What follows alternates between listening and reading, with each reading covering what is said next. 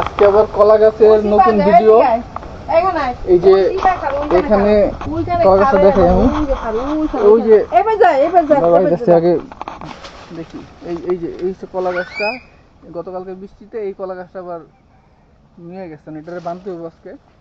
এই গাছও কলা হয়েছে, ওই যে এই গাছও ওই যে কলা ধরছে, এটা যদি সময় মতো না বাঁধি এই কলাগুলো আবার কাইটা ফেলাইতে হবে। তো এই জন্য এই গাছটা যাই দড়ি দিয়ে বাইন্ধা দিব যাতে বেশি দিন রাখা যায়।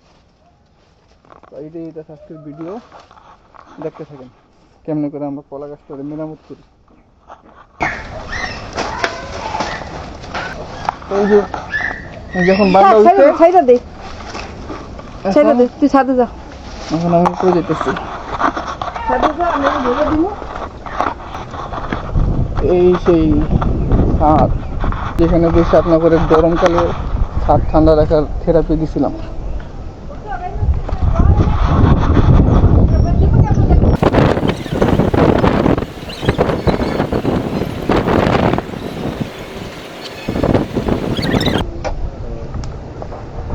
ফাইনালি গিট দেওয়া হয়েছে। আগেও কয়েকটা কলা গাছ বাঁধা হয়েছিল। এই সাইড দিয়ে আকাশ কালো হইতেছে, কালকে অনেক কালো হয়ে গেছিল এই সাইডটা, প্রচুর বাতাস ছিল, আজকেও বাতাস আছে, ভালো মতো বৃষ্টি হবে। তো চলেন এবার কলা গাছটা যে বানলাম, এখন কলা গাছটা ওই জায়গায় কি অবস্থা এটা আপনাদেরকে একটু দেখি। আগে যে কলা গাছটা কাটছিলাম ওই দিন ভিডিও বানাইছি, এটা হইতেছে এই যে এইটা দেখেন, এই যে কলা গাছটা কাটা, এই যে এখানে বানছি, এই যে এটার মধ্যে অনেকগুলা কাঁচা কলা আছে, ওই যে কাঁচা কলা, আর একটা সামনে, এটা এখনো ঠিক আছে। এই যে কলা, এগুলো সব পরিশ্রমের ফল। বৃষ্টি নেমে গেছে, আকাশটা দেখেন কি অবস্থা, সুন্দর একটা আকাশ, আর এরকম একটা পরিবেশ, বৃষ্টিতে ভিজা মজাটা একটু আলাদা। এই যে সেই টমেটো ক্ষেত, যেদিন ছাদে গরমে থেরাপি দিছিলাম, পরিচর্যার খুব অবহেলা হইতেছে, তার কারণে এই অবস্থা। এই যে পুঁই শাক লাগানো হয়েছে কয়েকটা, সেরকম পরিবেশ আমার কাছে সত্যি ভালো লাগছে, অসাধারণ। এই যে আমার গাছে পেঁপে, ছোট ছোট পেঁপে হইছে, যেটা বড় হয় ওইটা আমরা নিয়ে খেয়ে ফেলে, বেশি লেট করলেই পাখিতে আবার পেঁপে খেয়া ফেলায় পাকার সাথে সাথে। ওই যে ওই জায়গায় দেখেন, ওই যে ওখানে পেঁপে গাছ গেটের সামনে, এই যে লেবু গাছ, আম গাছ, নিম গাছ, সব গাছ আছে।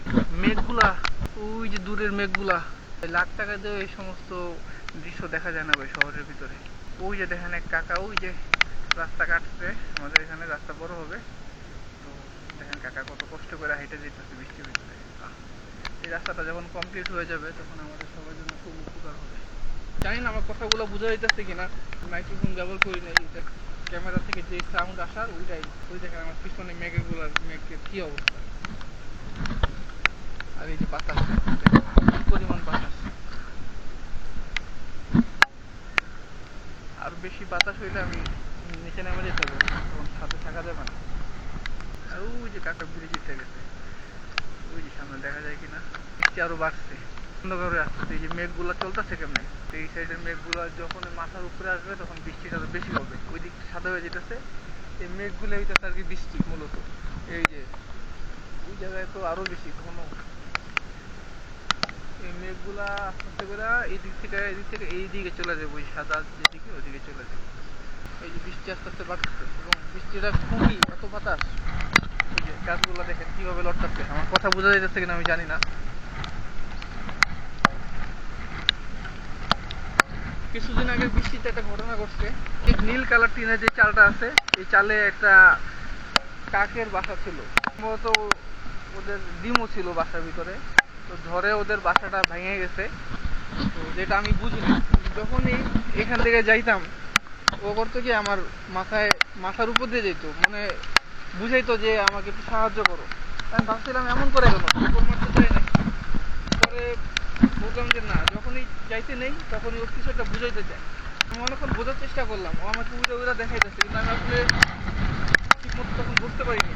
বুঝছি কিন্তু ওই ক্ষেত্রে ওকে সাহায্য করার মতো অবস্থা আমার নাই, বাসাটা যেখানে পড়ছে ওখান থেকে যে আমি উদ্ধার করবো তা আমি অনেক চেষ্টা করছি কিন্তু পারিনি। সত্যি খুব খারাপ লাগতেছে। পরে এখন আর ওদেরকে দেখি না, হয়তো অন্য কোথাও বাসা বানাইছে।